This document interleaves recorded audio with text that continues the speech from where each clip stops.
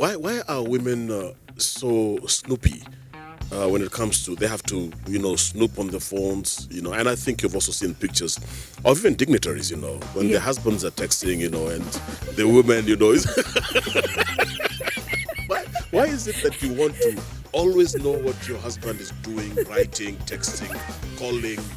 Why are women all of a sudden turned to be FBIs? The reason, first and foremost, a woman wants to be an FBI is that she's smelling a rat. There's a rat. They show there is a rat. And some rats are men. That's interesting. That's quite interesting. And when she smells a rat, you can't tell her she's not smelling it.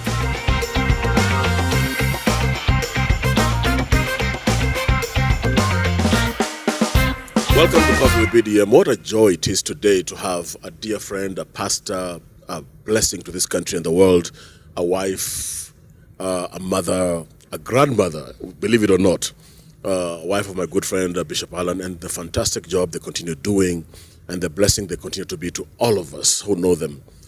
What a joy it is to have you. Welcome to Coffee with BDM. Thank you. I tell you, this Coffee with BDM is working. Thank you so much for coming. Asante. We have been discussing about women and what women wish their men knew. It seems like men are so ignorant of the woman. Yes. I read a book a while ago about men from Mars and women from Venus. Right.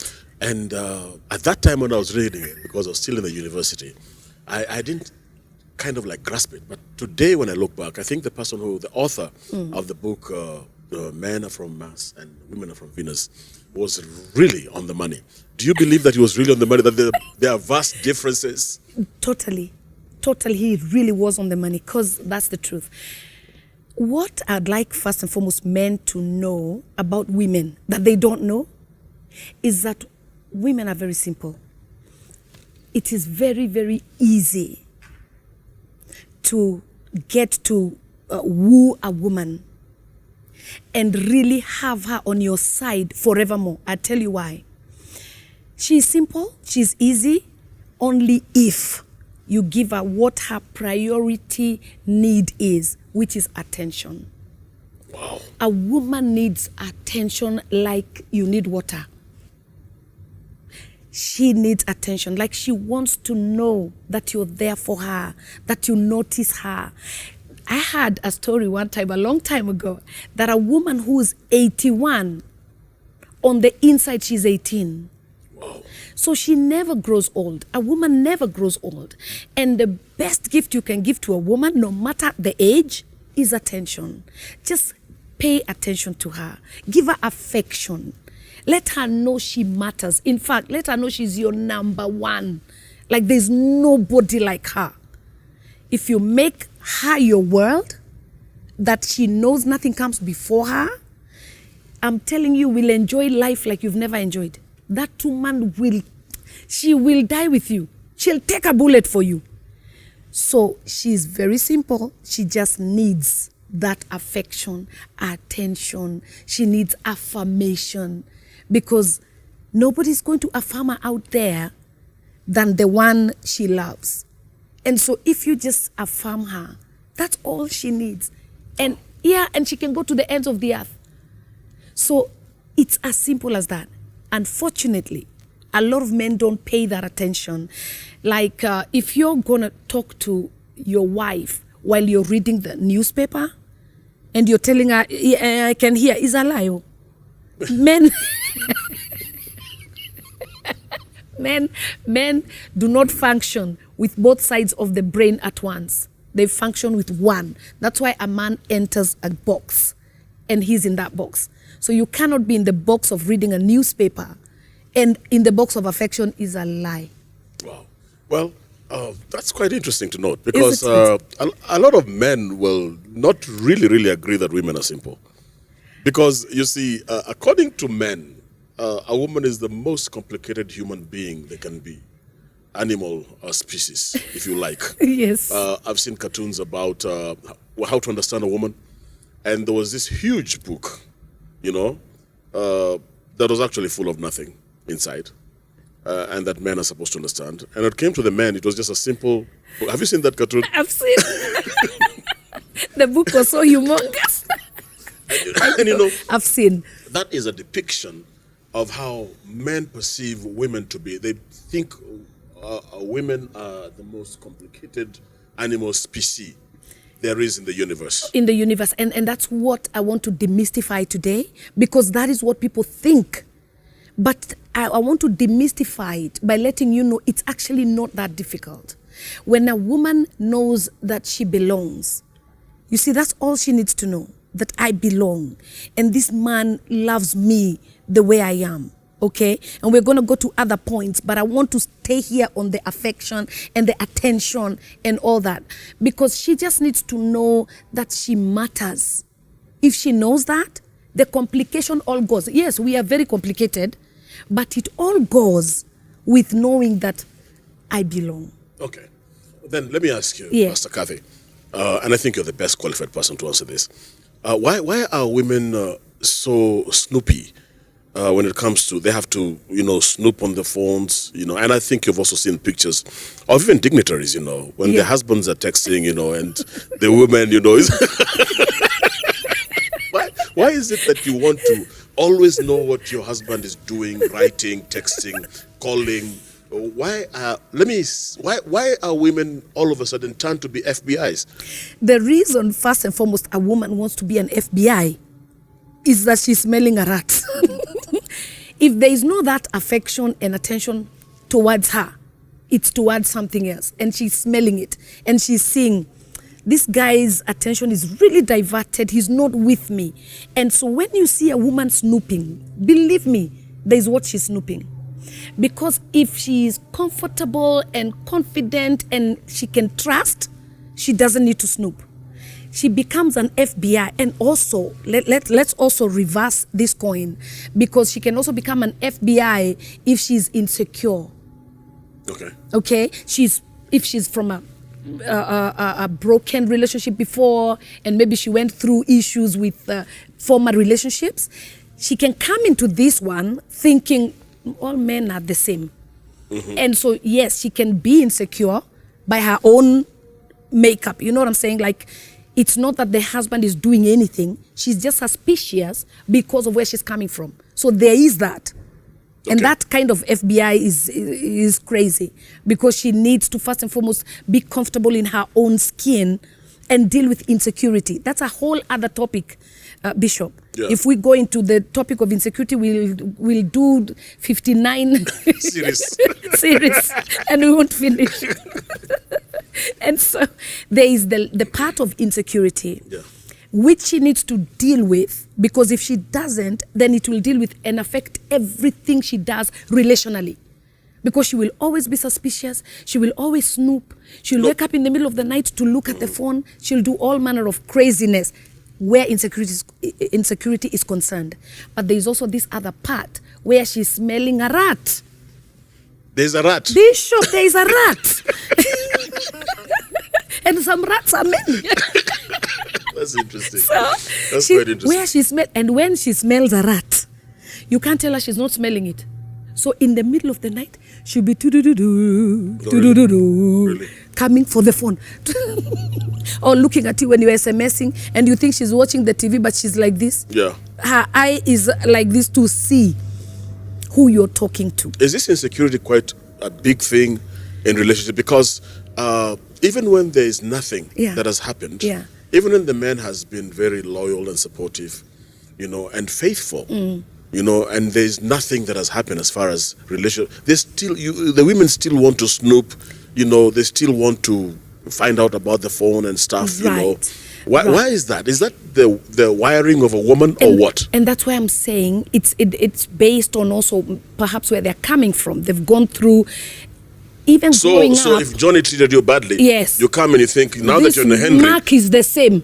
You paint them with the same brush. Yes. Oh my God. Or Henry. Or whoever. Or Juang or Kamau. Juang or Otieno. These guys are the same. And they all say men drop from one bus, all of them. They are the same. Which is not right. Yes. It's not right at all. It's a bad stereotype, is it? It's stereotype, and it's also wrong for the relationship. Yes. Because it's detrimental. It can actually kill it completely. Do you understand? Wow. Because you're comparing now. And there's nothing worse than comparisons in a relationship. because you're not Mark. Okay. Well, I get you. Let me ask you, Pastor Right. Kathy. Please ask. There is this thing I have read before, that once a woman is done emotionally, she's done. Let me tell you. Yeah. Go ahead. Go ahead. I mean, once she's... You have asked that's a powerful question. Let's just stay here. Okay. A woman can take a lot of madness. Mm-hmm. She can take a lot. A woman can take in crap. She can, just bite the bullet and just keep taking all manner of nonsense, that she's getting from the spouse. And she can really take it in. But I tell you that, and she'll be crying. She'll really be weeping. She'll be, going, looking for people to cancel her. She'll be losing her head. Yeah. And she'll be crying. But I tell you the truth. When the last tear dries from her eyes and she cries the last one, it dries. You're not getting her back. She's gone, Bishop. Calls, SMSs. Hey, bring every counselor before her. She's not with you. She's not going to listen. She's gone. Emotionally, she has finished. And when it's a wrap, if you sit down with that woman, she'll tell you the years she has had to endure misery. Wow. And heartache and pain and dejection and belittling and all manner of things. But when she cries that last cry and the tear is wiped, it's a wrap. You'll be looking for her. You will not find her. You bring everybody to talk to her. Bring all the bishops, pastors. She will not listen. It's a wrap. It's over. Wow. Yeah. Yeah, I had that. I read that, and I thought I should ask you from a woman's perspective. Yeah. I know some men who have had their women get to that. Right. And they've tried to call them, to SMS, to send gifts. Nothing is happening. I've dealt with them, and you know what they tell me? I actually want him to get another woman. I will go to that wedding with a very big gift because she has rescued me from nonsense. And you ask her, what? You ask her, did you ever love him? Love him? I was madly in love. I was crazy about the guy. But he trashed me all along. There is a lady who stayed with this man for 22 years of nothing, Bishop, but misery. She tried. She would lift him because she was the go-getter. She was the money woman. She was the one who was carrying the day, and the guy was still having ego. God forgive him. So, so can you imagine? For 22 years, he was still abusive. He was treating her like trash, but she would still try, because for a woman to pack up and go, you remember in the Bible, there's a woman called Lot's wife. Yes. I don't blame her for turning back, because a woman's home is everything. And I believe she was turning back and like, man, you mean I'm losing this home? A woman, her home, Bishop, her home is everything. Everything.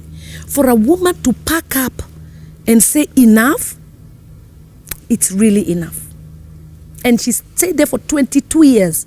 But when she cried the last year, that year that I said, if we've tried everything we know, the man cries like a child.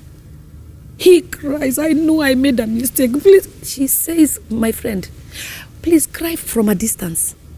Really? Make sure you don't cry near me. The same love turns to hate? Completely. So there's a thin line between love and hate? A thin line. A thin line. Let's not even go very far. Let's come home. My mother-in-law, an amazing woman, had this man, my father-in-law, that would really mistreat her, beat her like to smithereens, and really mistreat her. Do you know, long story short, they left each other after 10 years of marriage. My husband was only 10 years. They left each other.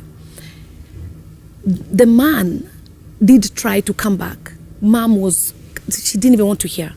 Number two, when he was on his deathbed, he said, my wish is to die having seen my wife.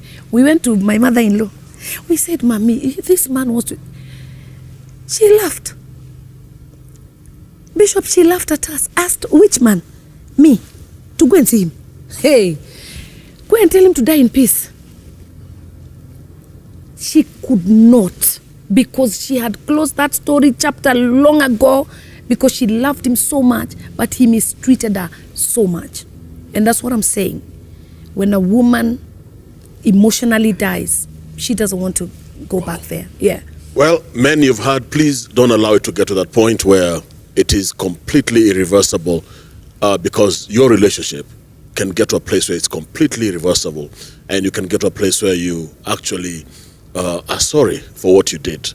And I'm praying that all the men who are watching us will understand that women have got a limit, and they're like rubber bands. They can break. So don't stretch them to a place where they break. Just watch out and be polite and be nice and be kind and be loving, because as you've heard tonight, women can break, and when they break, they cannot be mended. Let me ask you this. Yes, sir. It's almost like a saying that it's only men who cheat. Yes, sir. You know? Yeah. And the bad saying before you even finish is that it's all right for men. Sure. It's true.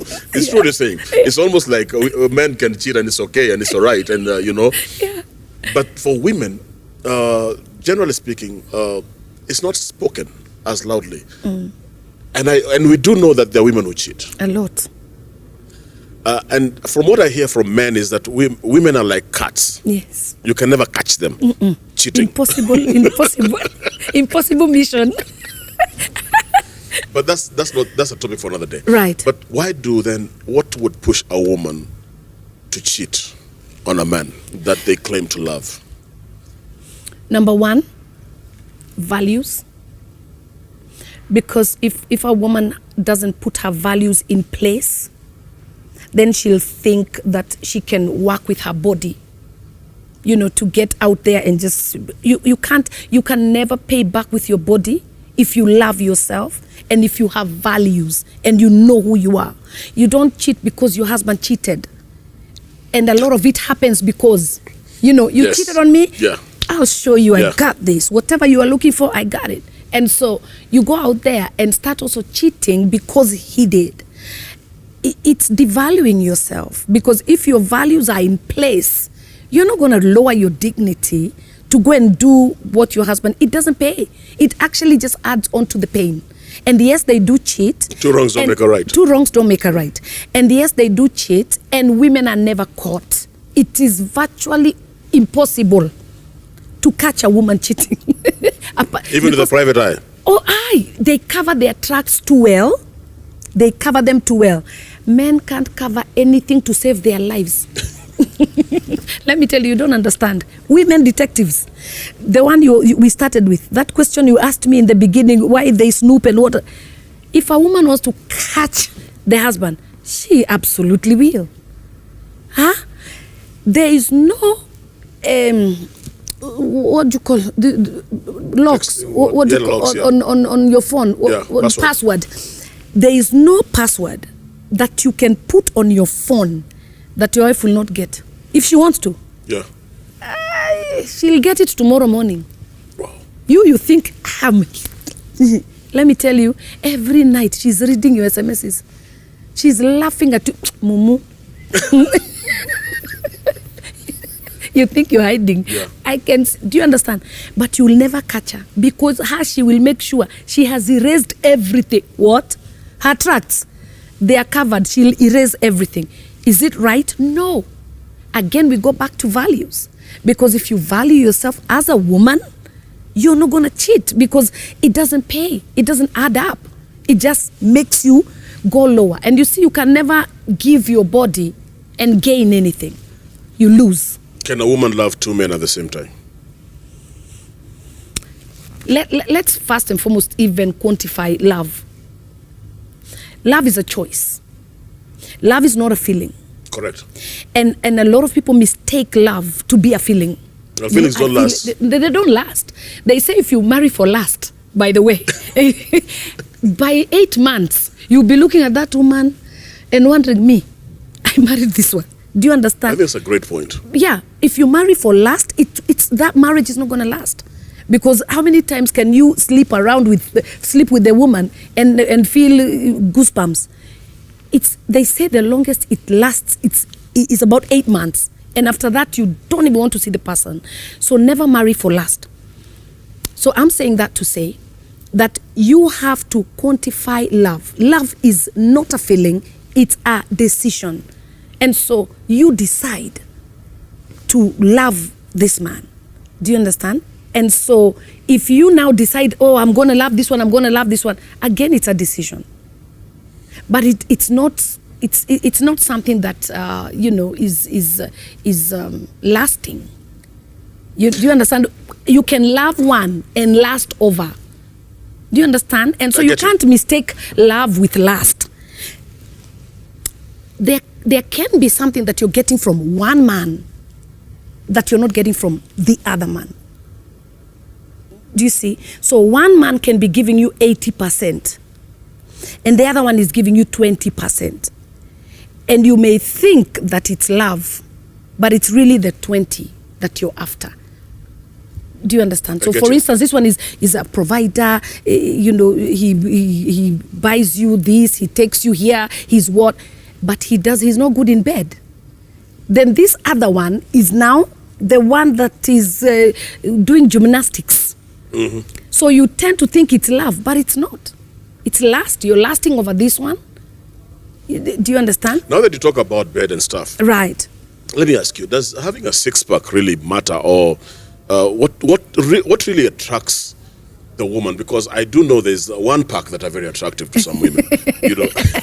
Jumping castle, yes. Yeah.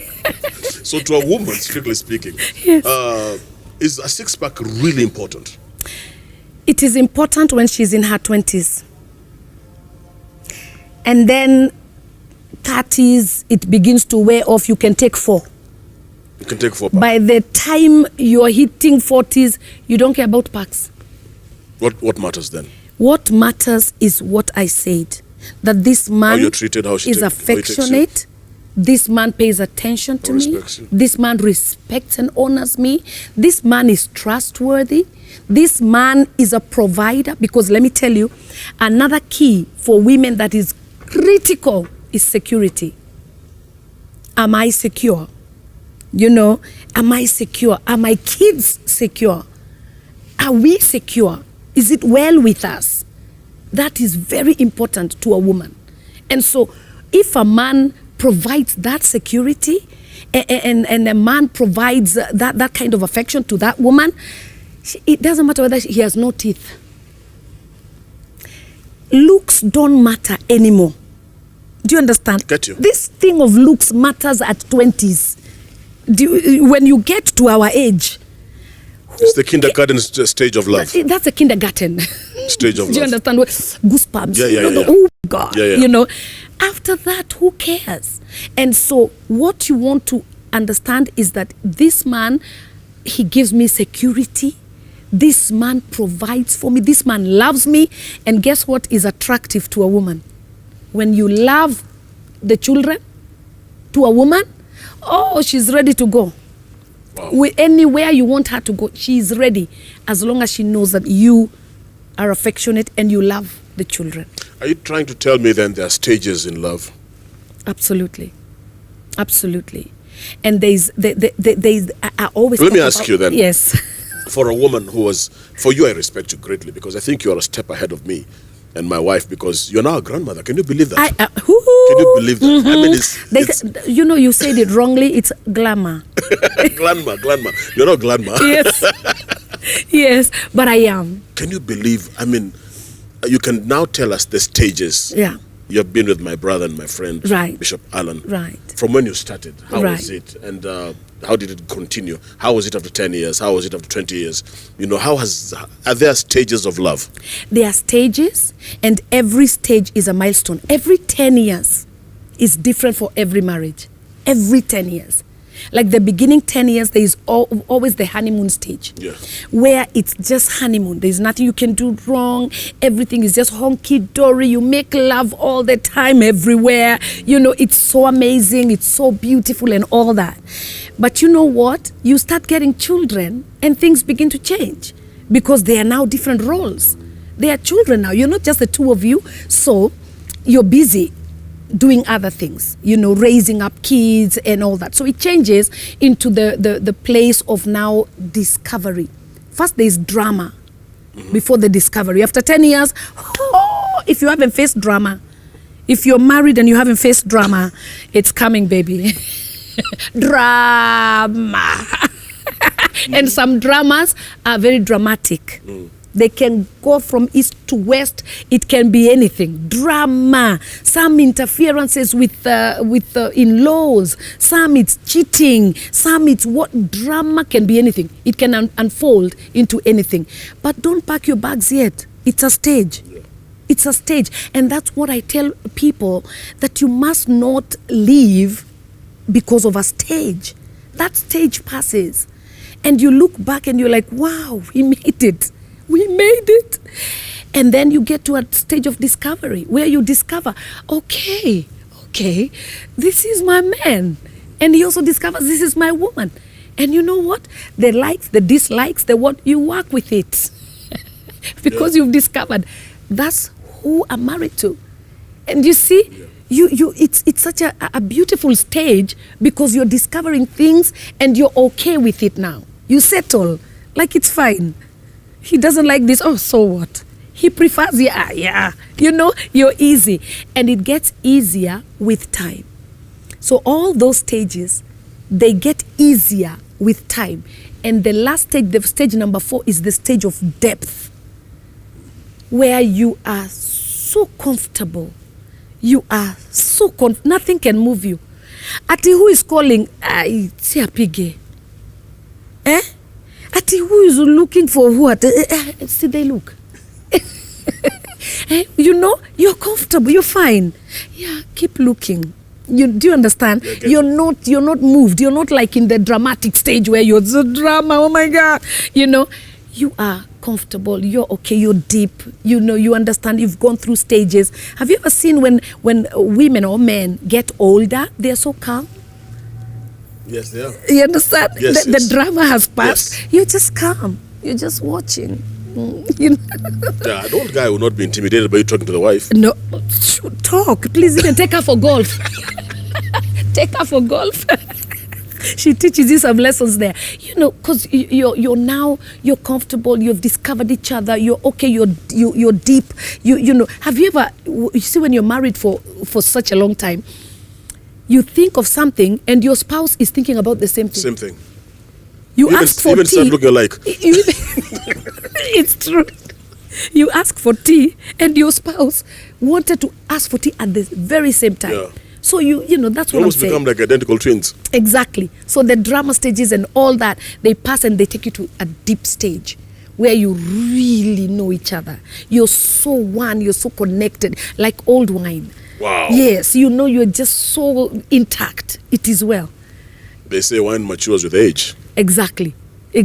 So even so does relationship. Yeah. So that's why I tell people, don't leave. Don't run away because of a stage. Just hold on. Yeah. It's going to pass. One of my preachings in weddings is basically the wedding in Cana of Galilee. Right. And the story is about this wedding and how they ran out of wine. And they went to Jesus. Right. And they asked for wine. And the scripture says that Jesus made wine. When the master of the ceremony tasted the wine, yes, made a statement. He says, normally people give the best wine towards the beginning. And right, people have had enough, they right, give inferior. Right. And I normally tell people that marriages are like wine because they get better with the passing on of time. With the passing on of time. Isn't that the truth? Yeah. They get better. Yes. Yeah. And so as a woman, they should never give up, or a man. Wow. Let me ask you then. Should men be vulnerable? And should men be... And vulnerability in terms of just... when does a man remove the lion's hide? He should be vulnerable, and he should... And to what extent should a man be vulnerable to the woman or the wife or whatever, in this case, relationships? That's what I'm saying. Like, okay, when you've grown together, you've walked through stages together, you see, men take a longer time to be vulnerable. Men are always, very protective because of their ego. It's as big as Texas, but as fragile as an egg. You know, and so they always protect their ego.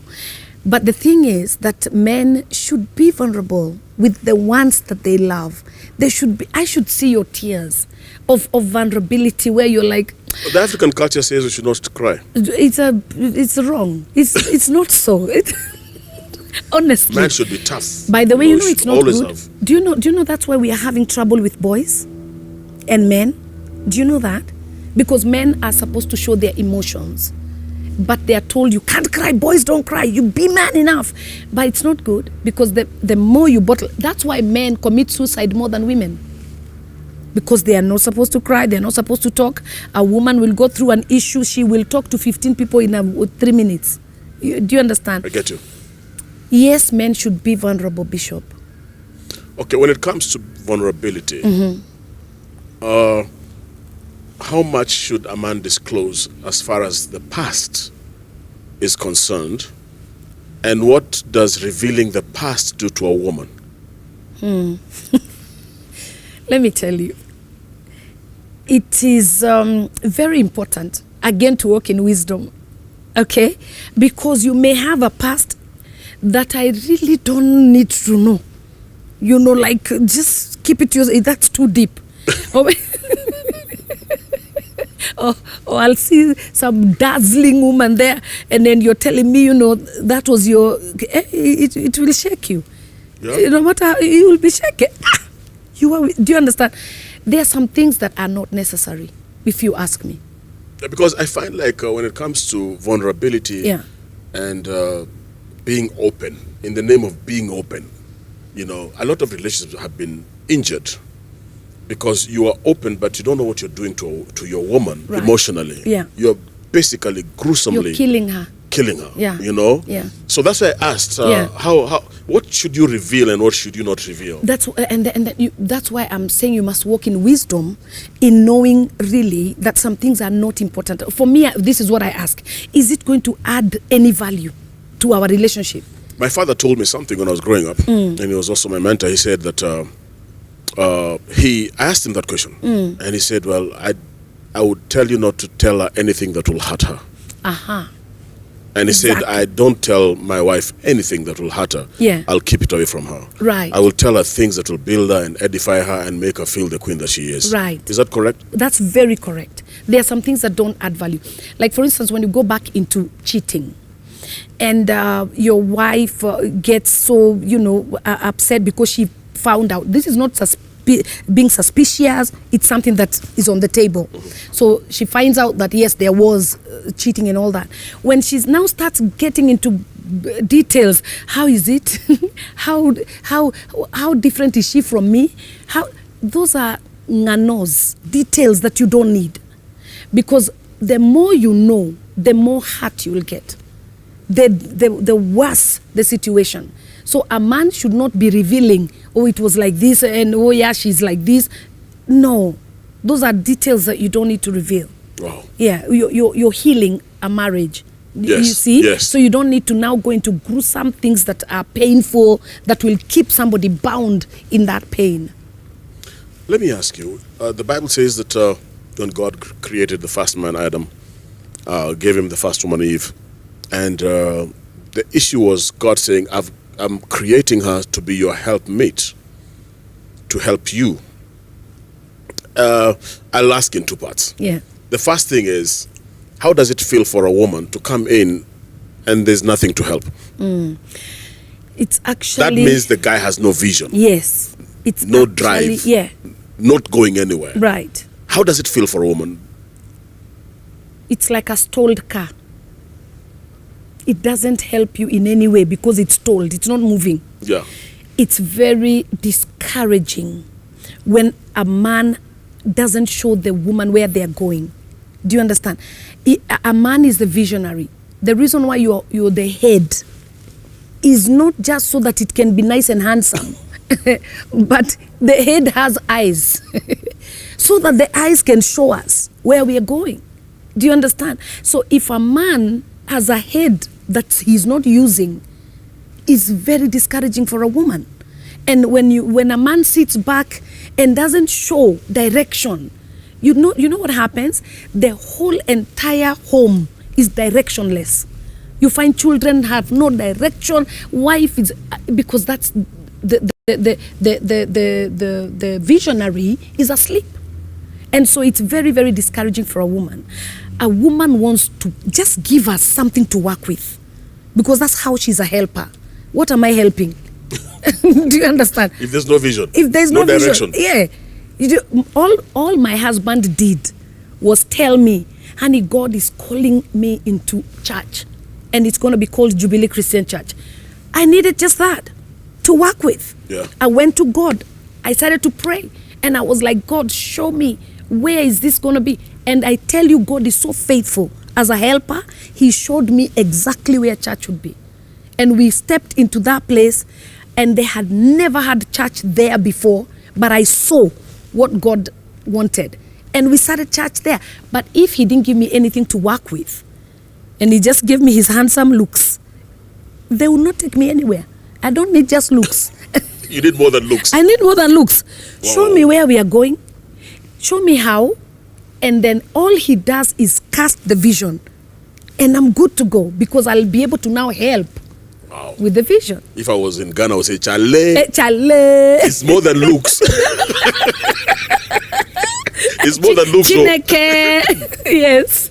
It's more than looks. So. Oh my God. My father used to tell me beauty is skin deep. But it is. You can't take it to the market. No, it's and eat it. Okay, let me reverse this. Right. Since you are a helpmate, how do you feel as a woman? Do you need to be helped by the man? And how does it feel when we reverse the coin? A man actually needs to really, really help the woman to be able to find herself. Let me tell you, there is nothing more beautiful than a man being able to help the woman to do what is right. Because a woman can go off. A woman can. And a woman needs the man who is the visionary to really help her with her vision. For instance, I didn't know, for the life of me, Bishop, I didn't know that I could preach the gospel. I didn't know. I didn't even know I had a calling. I thought that I was just going to help my husband and you know, just pray for him and help him and urge him on to do whatever God had called him to do. I didn't know I had a calling, but he saw it. And he said to me, baby, do you know that God is calling you to the woman? I said, to tell her what? I asked to tell her what? He said, let me tell you, he is the one that came up even with the name Daughters of Zion. I said, who are those? Do you understand? I get you. I was that blind. But when he saw it and pulled it out, there you go. Now, he has helped me in everything I do, Bishop. I kid you not. Whether it's Woman Without Limits, whether it's Daughters of Zion, whether it's my YouTube channel, he helps me in every step of the way. And it has helped me to be who I am today. Interesting. Yeah. Reminds me of the book of Ephesians, when the Bible talks about a woman submitting to the husband, and the husband, and then Jesus Christ says, in the same way, a man should love the woman just like Christ has loved the church and has purified her and cleansed her, you know, meaning that the love that Christ has for us makes us better. Yeah. And improves us and removes all the dots and all the corners and all the kubondeka. Come on. You know the kubondeka, you yes, know. all the blemishes. The blemishes and everything. Yeah. He removes all that. Right. The love of Christ removes all that. And then he says, that's the responsibility I'm giving to the men, to their wives and the mothers to their children. Exactly. So I really concur with what you're saying. Yeah. When I was studying about marriages and relationships in college, they told me that there are different roles, and that there's a role for a woman and that there's a role for a man. Would you agree with that? I absolutely agree. And it's very, very important to know your role. The first responsibility a woman is given by God is that of submission. And that's her role. And she must, a woman, I don't care whether you're the one earning more than your husband, or, you know, you're the go-getter and you call shots and, you know, or you're more eloquent or you're more schooled. It doesn't matter. The fact is that principles of God cannot be broken. And you as a woman must submit to your husband. that is not God is not begging you to do it. It's a command by God. And so submission is very critical. And I want every woman to know that submission is not inferiority. It's not being weak. Actually, submission is the total opposite. It's being strong. It's not being demeaned. No, it's being strong, because only a strong woman can submit. You know why? Because she knows herself. Mm-hmm. She knows who she is. She's not trying to, it's not a power struggle. She knows who she is, and she knows who the husband is. And so it's very, very important for you as a woman to take your position of submission. That's the first role. And you must play it. You see, there can never be authority without submission. What's the authority for if there's no submission? So you have to be a woman that does it the way Christ did it. He taught us that even though it was not considered robbery for him to be equal with God, the word of God says he submitted, humbled himself all the way to death. And so as a woman, in spite of who you are, in spite of what you've done in society, you must be a woman that is submissive. Wow. When you get home, remove those hats of CEO. Regardless of even if you're earning more than him? Remove the hat. Put it outside the door. Even if you're a CEO and people bow to you and they salute you when you're walking, when you get to the house, CEO is over. You're now submitted to this man. That's how God is going to bless that marriage. Okay. And as a man, your role, the number one, is to love her. Can you imagine? Simple. Penda mtu. Just love her. Just love her. That's it. Penda kabisa. Love her. Like Christ loves the church. Yes. Like you can die for her. Gave himself. He gave himself. So give yourself to this girl. Wow. You know? And let me tell you, by the way, Bishop, you for a woman, you discover her every day. Remember I talked about depth? Yes. Do you know that your woman can turn you into a paraplegic in bed? What? You can never say that she can't satisfy you. Which woman? A paraplegic. What? If you if you love that woman the way she needs to be loved, you will get into kingdoms you have never entered. That brings me to another point of these guys who mistreat their women from morning to 6 o'clock, and then he comes home at 7 o'clock and expects to have paradise. I'm told that romance starts in the morning. It starts at 6 a.m. Yeah, I'm told and then that. We keep building. And then you're building it. By 11 a.m. you have already sent a text message saying where I will catch you. Yeah. Grass will not grow. Yeah. By 2 p.m. you're telling her, my goodness. Yeah. Nice things. Nice things. I've never so there's no abuses and insults, and then in the evening you come and expect magic. Abracadabra. Useless woman who can want you. Abracadabra. Then in the evening you're telling her the useless woman what you want is a lie. And if she gives anything, it's just going to be pedue. Like whatever. You know, my father told me, be careful not to be served cold food.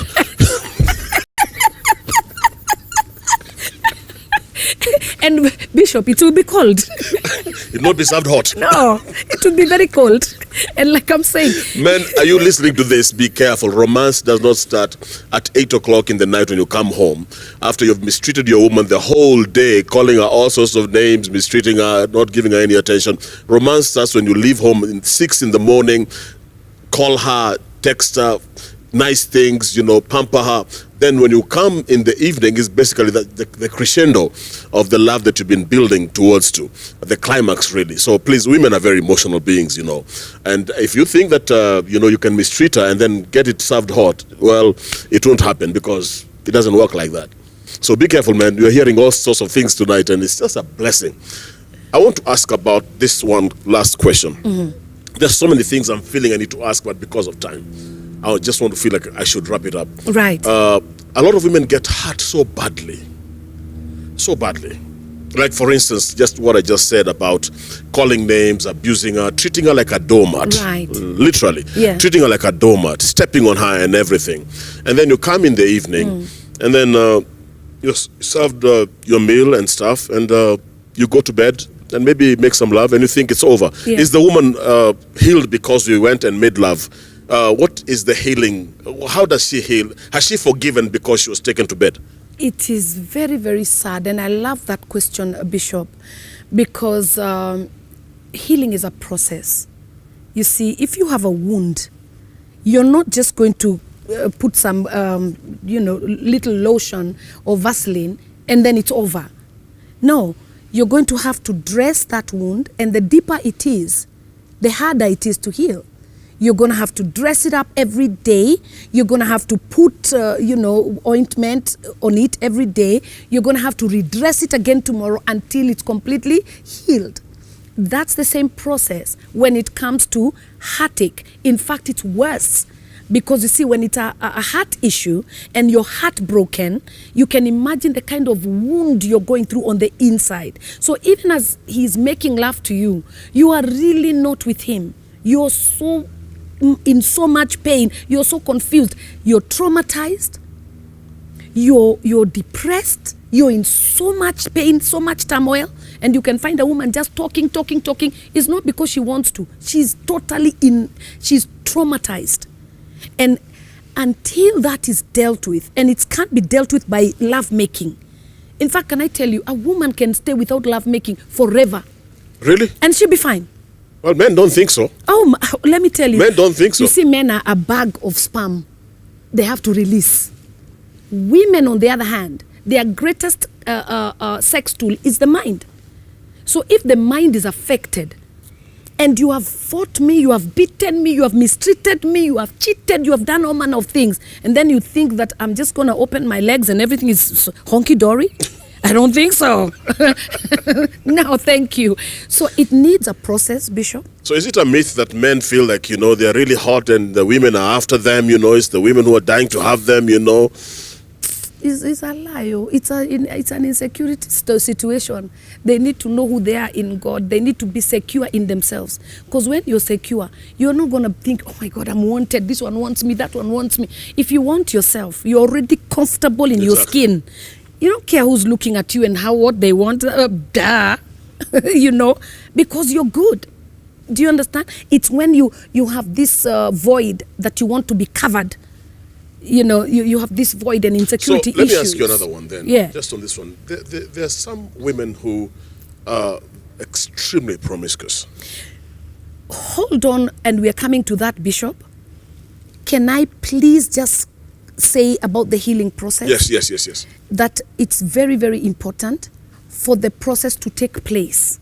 Like if that woman needs counseling, it is very important for even the husband to tell her, because counselors, they are professional counselors who are they have oaths that they can't go talking about what you share. But let that woman go through counseling until she's completely whole and set, and and she can be healed, and they do get healed and get back to normal. But let the process take place. Correct. Like, don't expect one love making and we're good to go. Yeah. No, she's hurting and she needs to heal. Well, a lot of men, let me tell you the truth. Right. We men, let me talk on behalf of men. We men feel like, if there was a disagreement and there was fighting, if we go to bed, we sleep and do what lovers do, then it's sorted. It is sorted. That's what men think. Yeah. That's what a lot of men think. The men, yeah. And men move on. Because men move on. And I think the reason why we do that is because we are not as emotional as women are.